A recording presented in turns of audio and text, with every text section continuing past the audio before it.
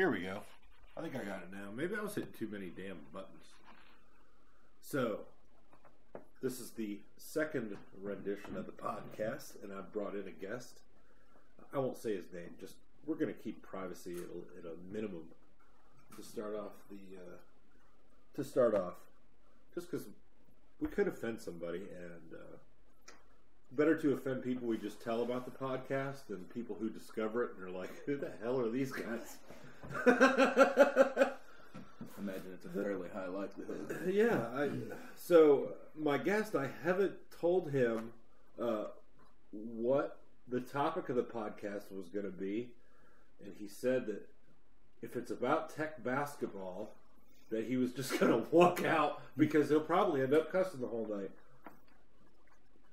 But before I decided I wanted to do one tonight and ask you to come, I'd kind of come up with a theme of the podcast anyway. And that is Enter Sandman and Sad But True. And it's kind of a theme that Virginia Tech sports overall has kind of had probably for a while. Maybe not so much in the early Beamer years, but always kind of in basketball. And that being that they can almost get there, but they just don't. Like, they have the opportunity, but then they lose it. Like, the opportunity's there, but they just don't. They don't capture it all the time. They reach for the top stars and they miss. Yeah, I don't know if I'd go with that, but it's like, just real quick. They played Notre Dame in basketball last night. They're up 20 points. 21 points. Everybody that I had heard preview the game thought there was no way in hell that Tech was going to win. I think I even heard you mention to someone that I don't think Tech's going to win. But then they get in the game and they get up 20 points, and guess what? Lose by 5. And it's kind of that, it's frustrating. Well, I know that we were talking about it last night via text, and I think it was somewhere around the 12-minute mark when we were still up around 15 that I said that they had slowed it down. And I don't know if it was because our guys were getting tired, but certainly Notre Dame's guys were tired. And when we slowed it down, it gave them a spark and kind of took it away from us. And from that point forward, it decided that old Mo was going to hang out with Notre Dame. And that was pretty much the end of it. Is it one of those human nature things, kind of like, you get up by 20. So, because they were up by, I want to say 10, somewhere around 10 before halftime, right? I want to say at halftime they were up like 12. Okay, 10, 12. I'm not gonna. They had a decent lead. They weren't up by 21, but it was comfortable, And they're the number 35 kid. What's his name? For Notre Dame. Notre Dame. But Muggsy Bogues. Colson. Bonzi. I'm gonna call him Muggsy. I hear Bonzi and I think Bogues, so I'm gonna call him Muggsy Bogues. Bugsy Colson. But so that kid, I think he was like 1 of 6 and had scored like 2 points in the entire half. And he was, he was the guy that I think, because Notre Dame, I believe I heard, was picked to finish 3rd in the ACC, and they ended up finishing 10th. And that's because this cat got hurt like the last, I don't know, 7. He missed 15 games. Basically, he went out and they went less than 500, where they were expected to finish 3rd in the ACC.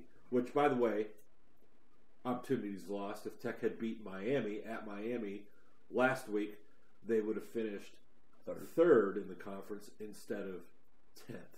Or, excuse me, 7th. It was Notre Dame who came in, finished 10th seeded in the conference. But so the first half, homeboy, their good player, didn't play well. And second half, they come out and Tech goes on a short run to start the half. They pull homeboy, the 35 kid, and Tech continues to go. And then it's like he came back in. They upped their tempo. some few things happened, and it just went downhill from there. Like they shot, I think in the first half maybe they shot 60 or 70%, and in the second half Tech shot like 25%. And I'm wondering if, like, you know, coming out of the half they were like, "Yep, this is just a continuation of the first half, and we're just going to put it on cruise control and see what happens." And then that Farrell kid started fucking with him, where it was right before a timeout where he was swatting at the ball with Robinson. Clark. Well, Clark was where he went in and grabbed the ball, but I'm talking right before a TV timeout. They got into kind of like a hand slap contest with Robinson, and just kind of went downhill. What were your thoughts on the second half? Because you texted me, you were like, "Yeah, this is probably where it goes downhill." Yeah. So you watch a hell compared to me. You watch how many games are there in a year? 25, 30?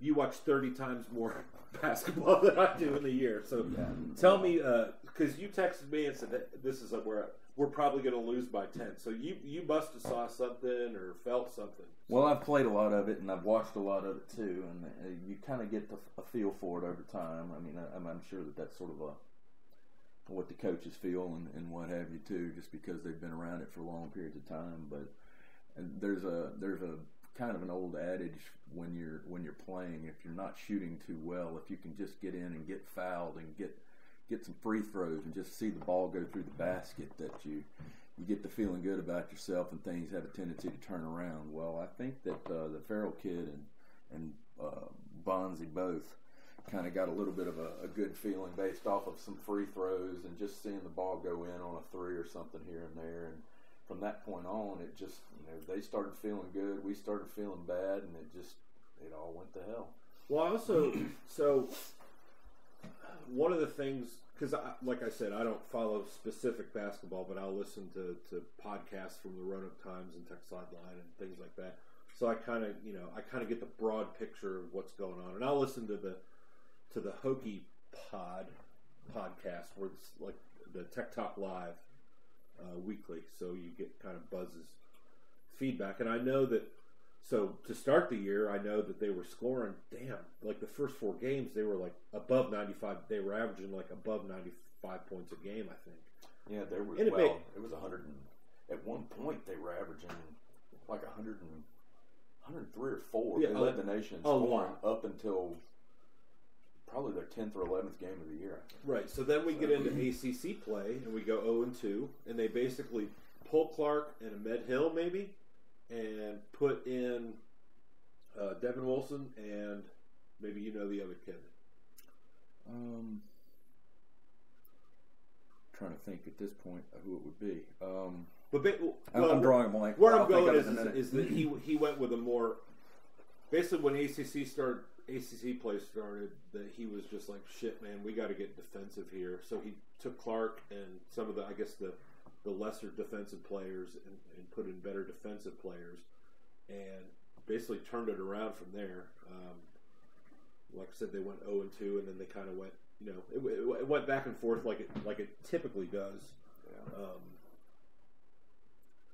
Where, they won a couple games, and even though they had, I guess, switched those guys out, they were still able to score enough, but up their defensive effort enough to keep the other teams down, so to speak.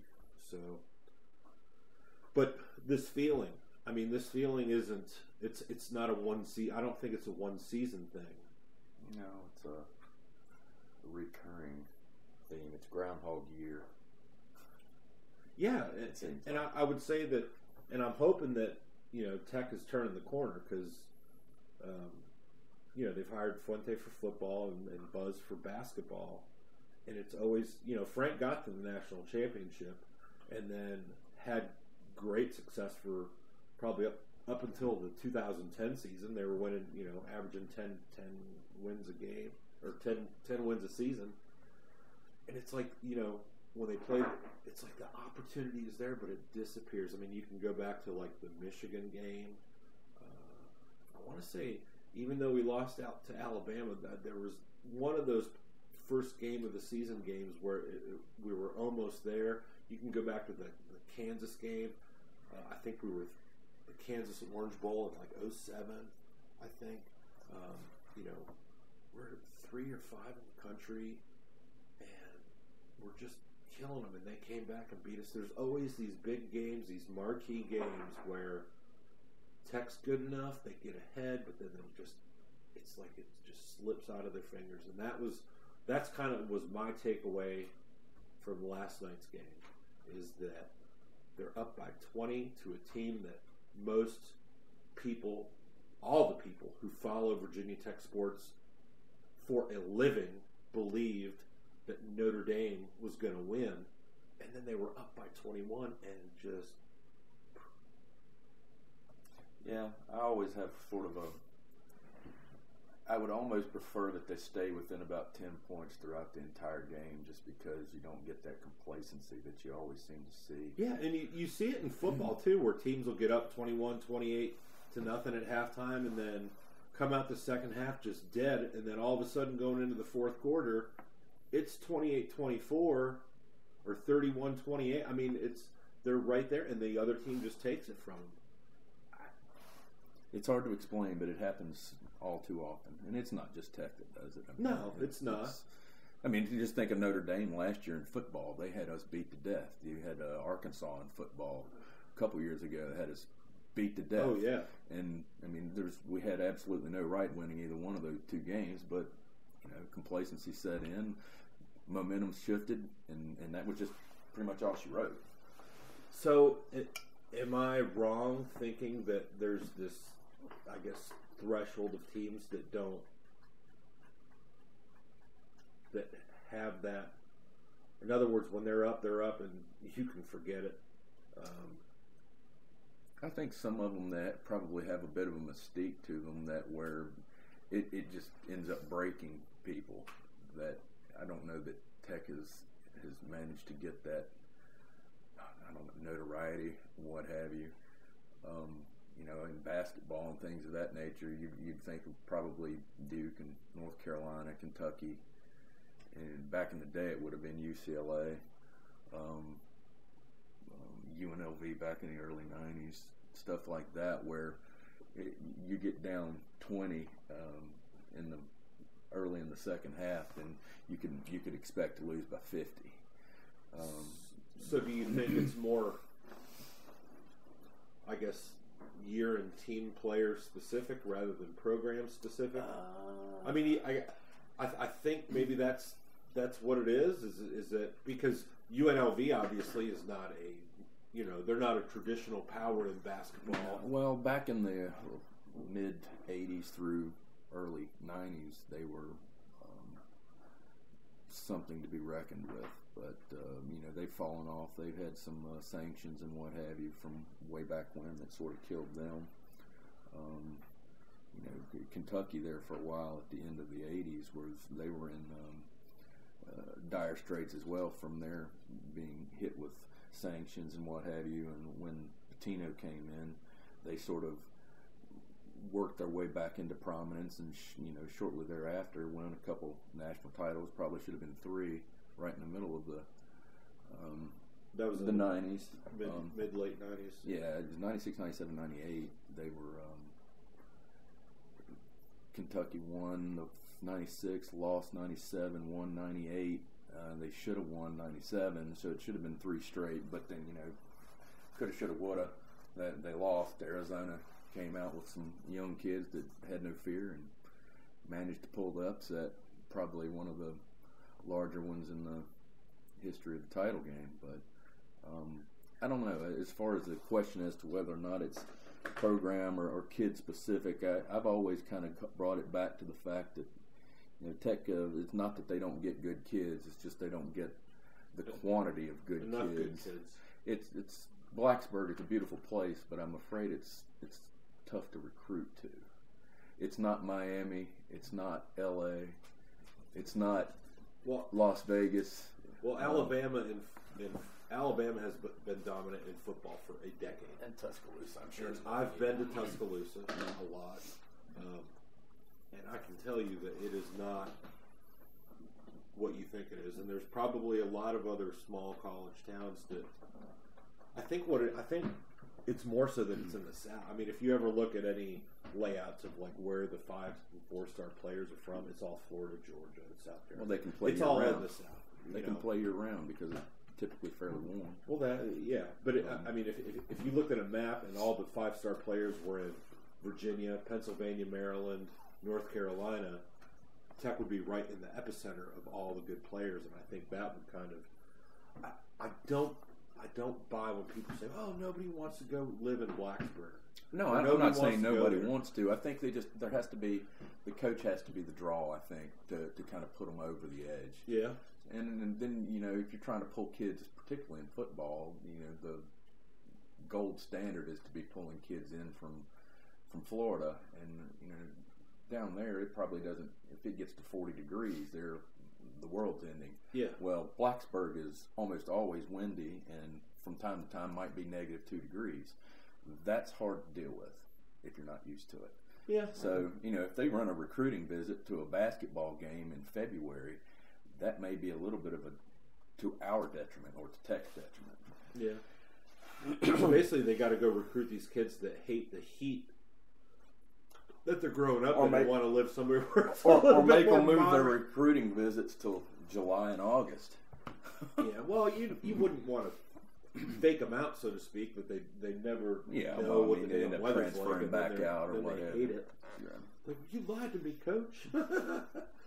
But okay, so I get it. So I guess the more traditional programs in any sport are always going to attract, I guess, more of the better kids. You like that one? More better kids. More better. Well, I think probably better kids in quantity. The way it was. Yeah. So where Tech has gotten really good players, just not enough to really, I guess, where the overall mentality of the team is that we're going to win. Because Alabama was bad for a long time. Like, before Nick Saban came back, you had, Mike DeBose and a couple other cats. I mean, they were like a 500 football I think, team. at one point. Yeah, I mean, they weren't. What was that other guy? Shula? Didn't Shula's son? He coached him for a time or something like that. He didn't last too long. Yeah, they were always looking for the next Bear Bryant, and I can see.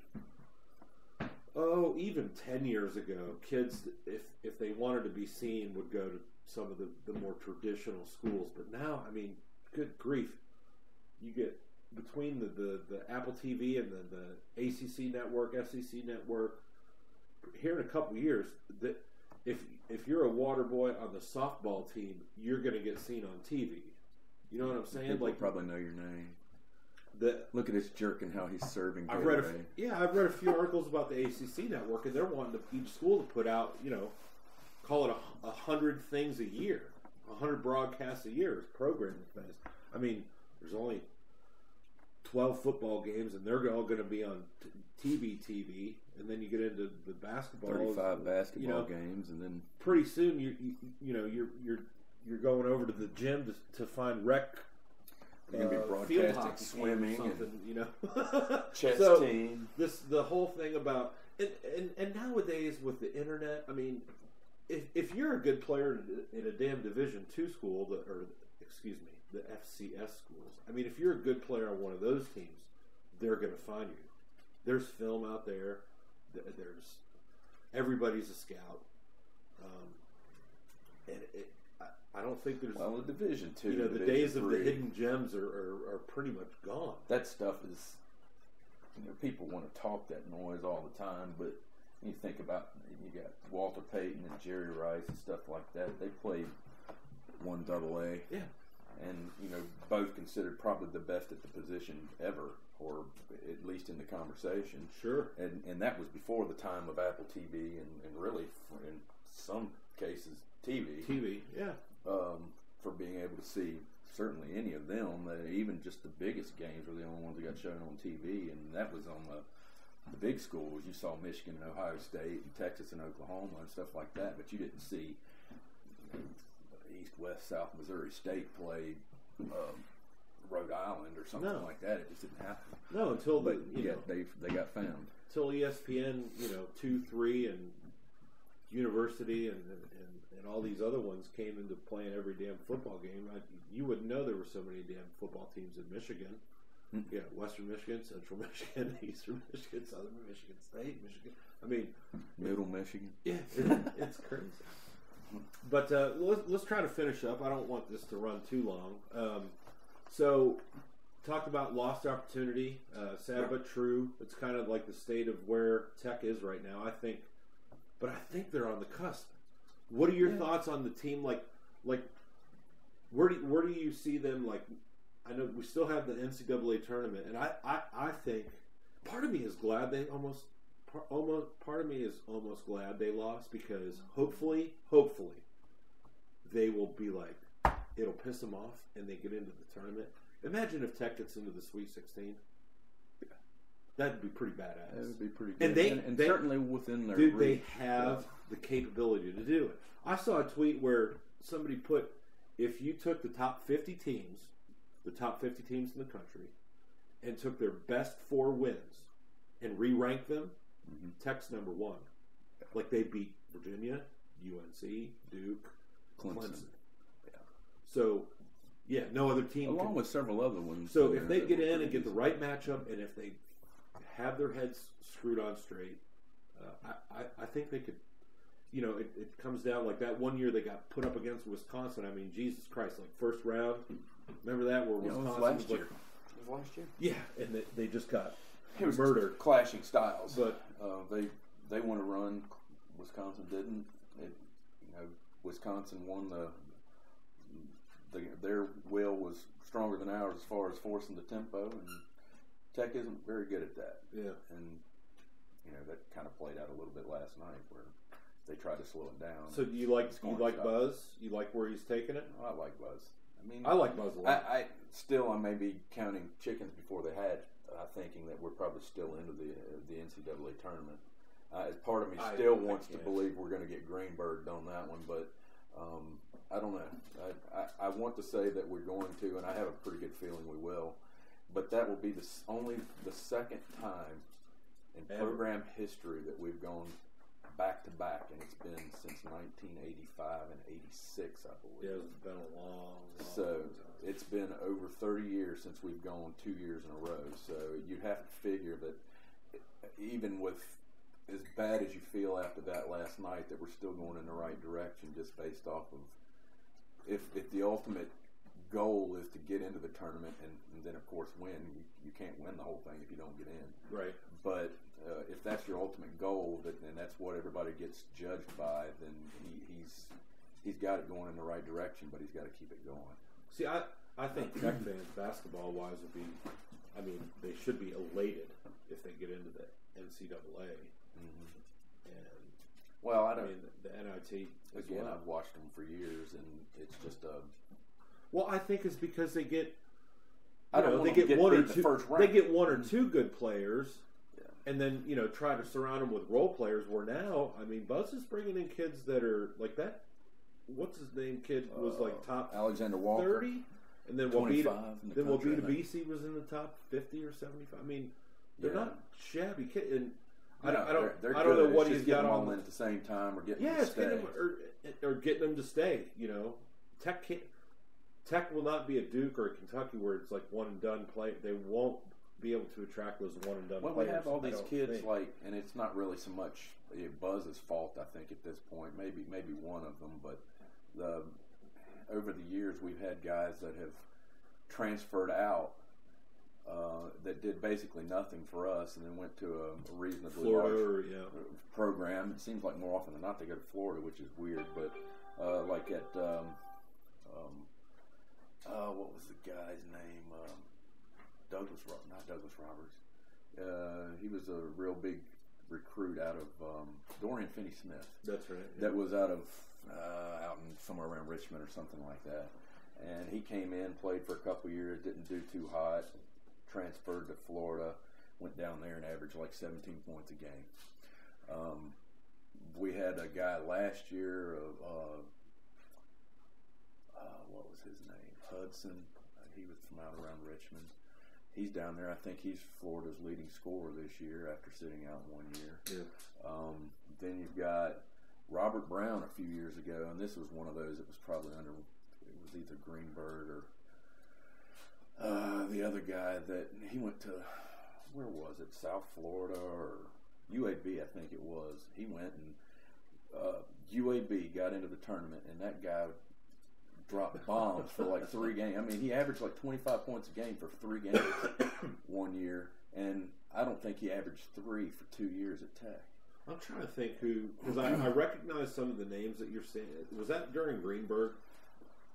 Finney Smith was, and then Robert Brown may have left about the time Greenberg left. And then Johnson came in. And then Hudson, I think he was still there with Johnson, with Buzz very early on, but left well, because Buzz, he set out last year and he played this year. Buzz is different. He's a different kind of coach, I think. I like the guy.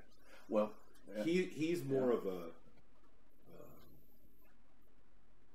He's going to build you up as a person as much as he tries to build you up as a basketball player. Yeah. And I think the two go hand in hand.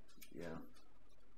Well, all the guys that's for anything. Have bought into him as much as he's bought into them, and you feel like that's a good thing too. I don't think he's lost a team or anything like that. So. Yeah. But I like the direction they're going in.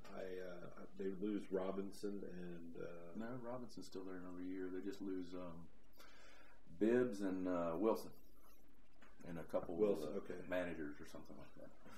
But I think the future is bright, and I think the continued success. I think he'll be able, because I want to say that he had some 19 kids lined up, and then I think it was more or less like, hey man, you might want to look at your other offers and see, because he's going after better kids. Yeah. He had 3 that committed, but it's one of those you might want to look somewhere else kind of thing, because they're going to be going after some other kids. And I know I read somewhere they had a couple 5-star kids visiting, I think, for the Duke game. Yeah, they had 1 or 2 up there. Yeah, they had some pretty good ones. I remember seeing something about. I was kind of hoping when they all this stuff started up with Arizona about their cheating or whatever it was, that Shaquille O'Neal's son had signed with them. Oh no shit! And he bailed out and opened up his recruiting again right after that. And I was thinking, come on, Buzz. Now that's what we need right there. All right, so my dogs are about to go crazy because. It's potty time. It's potty time, so we're going to end it there. Thanks for joining us, and we'll see you on the next time.